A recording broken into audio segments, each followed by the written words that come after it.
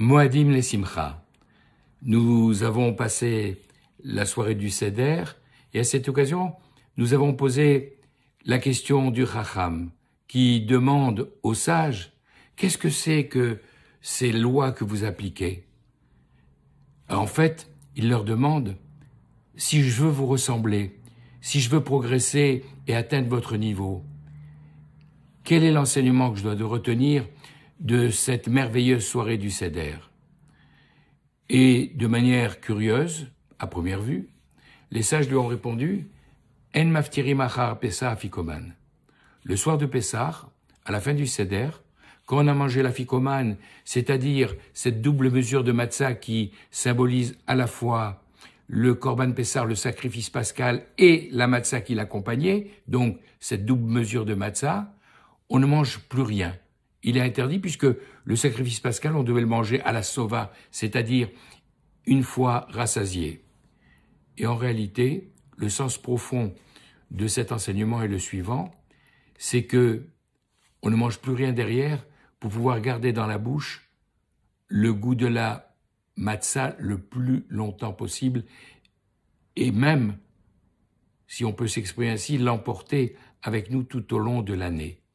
Tellement cette mitzvah, ce commandement que nous avons réalisé de manger la matzah est tellement important.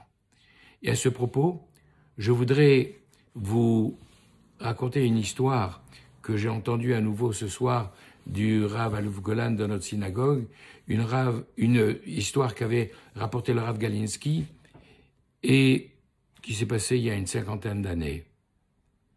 À Bnei Brak, un juif qui avait passé la Shoah va voir le Rav Unger et lui dit « Écoutez, il m'est arrivé quelque chose d'extraordinaire cette nuit et je suis tout tremblant à l'idée de vous le raconter. Il y a 30 ans maintenant, j'ai fait partie de ces 440 000 juifs hongrois qui ont été déportés en même pas 2 mois, au mois de mai 1944, à la fin de la guerre, alors que les Allemands commençaient déjà à subir les premières pertes. Mais ils étaient tellement pressés de se débarrasser des Juifs qu'ils n'ont pas oublié les Juifs hongrois, 440 000 qui sont partis, et je me suis retrouvé comme ça à Auschwitz. Ma femme et mes enfants sont partis tout de suite dans les chambres à gaz et les fours crématoires. Moi, j'ai eu la chance, compte tenu de ma constitution, d'être sauvé pour aller dans les travaux forcés. On m'a tout de suite inscrit sur le bras un numéro de matricule. Et j'ai connu là-bas l'enfer. Mais dans d'autres baraquements, j'avais la chance d'avoir au-dessus de moi, dans ces lits en bois qui étaient entassés les uns sur les autres, un juif extraordinaire qui descendait d'une grande lignée de rabbanim, qui avait une grande éducation juive et qui, dans ces moments les plus difficiles, trouvait les mots pour me réconforter. Et dès qu'on avait un moment où on pouvait parler tout en travaillant, il me disait une Mishnah, il me disait un enseignement, un mot de réconfort pour me remonter le moral. Et un jour, tout tremblant, il est venu me voir en me disant « Tu sais, c'est bientôt Pessah. Et comment on va faire pour la mitzvah de la matzah, pour accomplir ce saint commandement, avoir au moins un kazaït, la quantité minimale qui correspond à une pomme de main de matzah. Où est-ce qu'on va trouver ça ?» Alors je lui ai dit, ici l'herbe amère, au sens propre comme au sens figuré, on en a plus qu'il faut. Mais la matzah, comment veux-tu faire? Il l'a demandé avec tellement de ferveur que, semble-t-il, Akadosh Baruch Hu, le saint béni soit-il, a entendu sa prière. Et il se trouve qu'à cette époque, les aviations alliées ont commencé à bombarder les usines qui se trouvaient près des camps, où nous allions d'ailleurs travailler. Et il y avait à côté des silos avec des entrepôts et du blé. Et le bombardement est tombé là-dessus et on l'a retrouvé le lendemain en allant travailler, des sacs de blé qui étaient éventrés, ouverts, avec des grains qui se répandaient sur le sol. Alors bien entendu, il était strictement interdit de toucher quoi que ce soit, mais la tentation était trop forte. J'ai quand même pris en cachette 2 poignées de blé que j'ai cachées. Et lorsque nous sommes arrivés sur notre lieu de travail, alors progressivement, avec 2 pierres que j'avais réussi à récupérer, j'ai moulu ces grains de blé, j'ai obtenu de la farine, j'ai pétri cette pâte avec un clou, j'ai fait des trous, et sur une plaque que j'avais cachérisée en la portant à rouge vif au feu, j'ai fait cuire la matzah. J'étais tout content. J'avais entre mes mains une matzah que j'avais fait volontairement épaisse pour que dans ce que je pouvais cacher dans ma main, il y ait la quantité de 2 kazaïtes. Un pour moi et un pour mon ami qui m'avait encouragé à faire cela. Alors, je l'ai caché entre mon bras et mon vêtement, en espérant pouvoir rentrer cette matzah dans le camp sans me faire repérer. La première garde ne m'a pas repéré, mais quand je suis arrivé à l'entrée du bâtiment, de la baraque, là, regardez, mais qu'est-ce que tu as? Pourquoi tu gardes le bras comme ça? Il a tiré le bras et la matzah est tombée par terre, s'éclatant en plusieurs petits morceaux. Il a pris sa matraque, il a commencé à me battre, à s'acharner sur moi. Je suis tombé à terre, j'ai perdu connaissance. Et puis il a dû trouver une autre victime, il m'a laissé pour aller frapper quelqu'un d'autre. Quand j'ai repris connaissance, j'ai vite ramassé quelques morceaux qui étaient par terre sur le sol, je les ai cachés et rentrés. Et quand j'étais à nouveau sur ma couche de bois, j'ai ouvert la main et j'ai montré à mon ami, comme si je lui montrais une poignée de diamants, ces morceaux précieux que j'avais réussi à sauver. Malheureusement, il n'y avait plus la quantité pour 2, mais pour un seul. Alors je dis, au moins, je pourrais accomplir la mitzvah. Mon ami, qui m'avait incité à le faire, me dit, écoute, jamais de ma vie, j'ai laissé passer un Pessah sans accomplir cette sainte mitzvah, de manger comme il fallait scrupuleusement la quantité de matzah, ce kazaït de matzah. Je t'en prie, donne-moi ce que tu as sauvé. Écoute, et moi aussi je veux faire la mitzvah. Je t'en prie, je suis prêt à te donner tout mon Gan Eden, tout mon monde à venir, tous les mérites que j'ai accumulés dans ma vie, simplement pour pouvoir, ici, dans ces conditions, réaliser ce saint commandement de manger la matzah. Et au terme de la discussion, quand, après négociation, on a conclu que lui la mangerait, mais que le mérite de cette mitzvah me serait compté à moi, alors j'ai accepté de lui donner parce qu'il m'avait promis, puisqu'il connaissait tout par cœur, que toute la Haggadah, depuis Al-Achmania jusqu'à Chagadia, il me la dirait mot à mot pour me faire participer à Auschwitz, à un seder tellement particulier.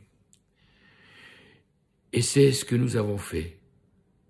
Et c'est lui qui a mangé la matzah, et moi qui ai pu entendre toute cette Haggadah que je ne connaissais naturellement pas par cœur aussi bien que lui. Le lendemain, quand nous sommes partis travailler, avec la foi renforcée par la réalisation de ce saint commandement, il était là, les yeux fermés en marchant vers notre lieu de travail et en récitant les prières. Nishmat Kol Chai, après la Shira. Et lorsqu'on est arrivé enfin sur le lieu de travail et que tout en travaillant les yeux fermés, il récitait la Hamida, la prière à voix basse, à la fin, lorsqu'il a voulu chanter le Hallel, la louange de Dieu, là il n'a pas pu résister. Il a levé la voix et à voix haute, il a fait la bénédiction. Baruch, loué sois-tu l'Éternel notre Dieu. roi de l'univers qui nous a sanctifiés par ses commandements et qui nous a ordonné de chanter le Hallel, ta louange. Et les gardes allemands, entendant ce juif prier à haute voix, ils lui ont tiré une balle dans la tête et ils l'ont tué. 30 années ont passé. Et si je suis venu ce matin vous raconter cette histoire, c'est parce que cette nuit, cet homme m'est apparu en rêve, habillé d'un grand vêtement blanc, avec un visage rayonnant, une apparence extraordinaire. Et il est venu me dire, je suis dans le monde de vérité. Pour tous les commandements que j'ai reçus, une récompense, sauf pour celui que j'ai accompli la dernière fois, la matzah, dans ce camp de Auschwitz, pour lequel je n'ai pas de récompense parce qu'elle t'est réservée. Et ça me manque tellement que je suis venu spécialement du monde d'en haut, dans ton rêve, pour te demander de me céder le salaire, la récompense de ta mitzvah. Ah ben non, c'est le contrat qu'on a conclu. Ah ben, je te trouve culotté. Non seulement tu as mangé la matzah, mais maintenant tu me demandes à moi, aujourd'hui, de te donner ce mérite dont on était convenu que je le garde. Je t'en prie, donne-moi ce mérite. Et je me suis réveillé en sursaut, effrayé par la pensée de ce rêve qui était présent à mon esprit dans le moindre détail, et c'est pour ça que je suis venu courir, vous le raconter, Rabbi, en vous demandant, qu'est-ce que je dois faire? Est-ce que je dois dire, ma vie, mon salaire, ma récompense est avant celle de mon ami, et puis un contrat, c'est un contrat? Ou bien, si le Rav me le demande, je le ferai. Est-ce que je dois y renoncer et lui donner ce mérite? Le Rabbi de Unger lui dit, ta question elle est trop grande pour moi. Il faut demander au Admour, il faut demander au Rebbe. Et je crois que celui qui est qualifié pour te répondre, c'est le Rabbi de Matkonsta, de la dynastie des rabbis de Tchernobyl. Va le voir et lui te répondra. Le soir même, après la prière du soir, c'était le moment où le rabbi recevait, il a attendu son tour, il y a raconté toute l'histoire en détail, et après avoir tout entendu, le rabbi lui a dit « Tu dois renoncer et lui donner le mérite de ta mitzvah. » Rabbi, je suis venu pour entendre éventuellement que je devais la garder, ou éventuellement être large et accepter d'y renoncer, de la lui faire cadeau, mais vous me dites, j'ai l'obligation. Il dit oui, tu as l'obligation, parce que toi, tu as eu la possibilité de continuer à accomplir des mitzvot. Lui, ça a été la dernière mitzvah qu'il a accomplie.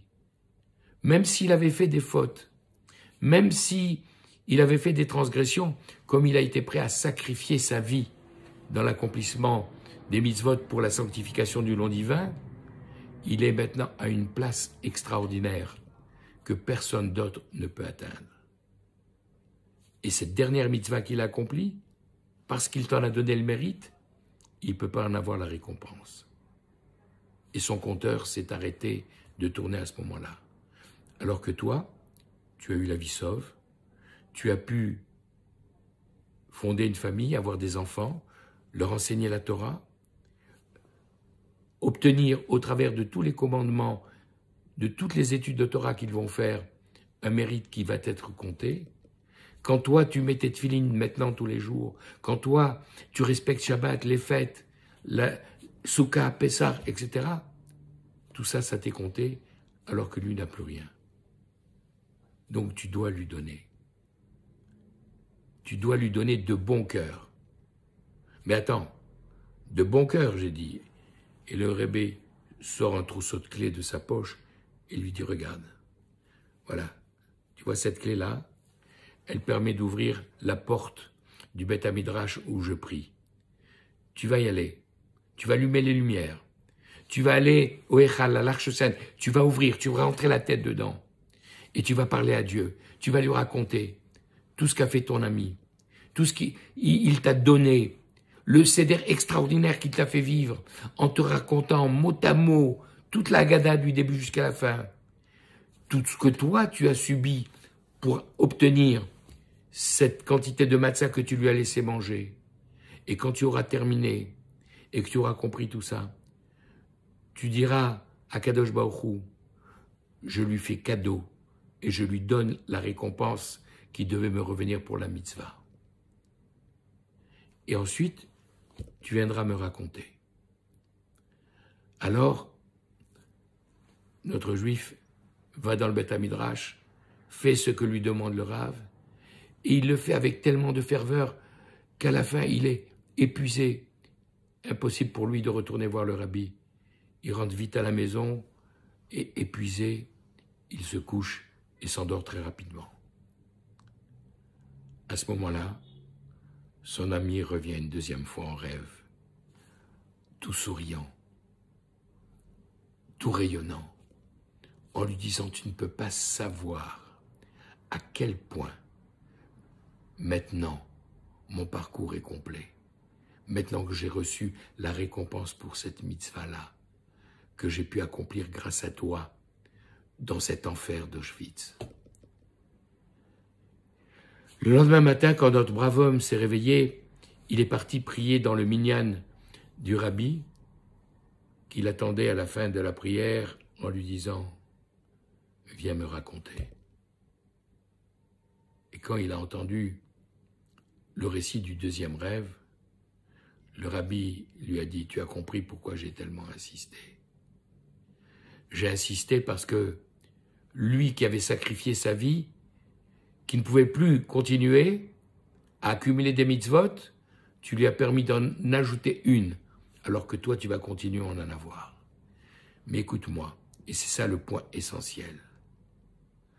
Nous, tant que nous vivons sur cette terre, nous avons des tas de mitzvot qui passent à côté de la main. Quelquefois, on n'y prête même pas attention. Bon, la prochaine fois. Mais à chaque fois qu'on fait du bien, à chaque fois qu'on accomplit une mitzvah, qu'on met les tefilines avec Havana, qu'on étudie un passage de la Torah, une Mishnah, une page de Gemara, on n'a pas idée du bien que l'on fait et de la récompense qui nous attend. Et cette histoire que je viens de vous raconter nous montre que cet homme qui était arrivé à un niveau extraordinairement élevé dans le Gan Eden supérieur, qui était là en train de bénéficier directement de la vision de la providence divine, il a fait l'effort de redescendre ici-bas, dans ce bas monde, au travers du rêve, pour revenir récupérer le mérite d'une seule mitzvah, la dernière qu'il avait accomplie sur cette terre. Alors que ça nous serve de leçon et que toutes les mitzvot qui puissent se présenter à nous, nous sachions les attraper, les chérir et les accomplir pour la gloire de Dieu. Moadim Lesimcha et Shenishma Besorotovot, face à Kadosh Baruch Hu, que nous entendions des bonnes nouvelles.